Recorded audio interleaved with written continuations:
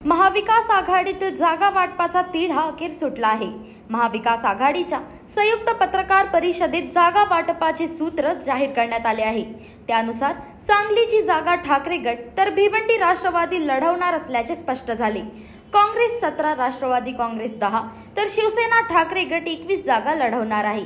यात काँग्रेसला नंदुरबार, धुळे, अकोला, अमरावती, नागपूर, भंडारा, गोंदिया, गडचिरोली, चिमूर, चंद्रपूर, नांदेड, जालना, मुंबई, उत्तर मध्य पुणे, लातूर, सोलापूर, कोल्हापूर, रामटेक, उत्तर मुंबई या जागा देण्यात आल्या आहेत। तर राष्ट्रवादी काँग्रेसला बारामती, शिरूर, सातारा, भिवंडी, दिंडोरी, माढा, रावेर, वर्धा, अहमदनगर, दक्षिण आणि बीड तर शिवसेनेला जळगाव, परभणी, नाशिक, पालघर, कल्याण, डोंबिवली, ठाणे, रायगड, मावळ, धाराशिव, रत्नागिरी, सिंधुदुर्ग, बुलढाणा, हातकणंगले, संभाजीनगर, शिर्डी, सांगली, हिंगोली, यवतमाळ, वाशिम, दक्षिण मध्य मुंबई, उत्तर पश्चिम मुंबई, दक्षिण मुंबई, ईशान्य मुंबई या जागा देण्यात आल्या आहेत।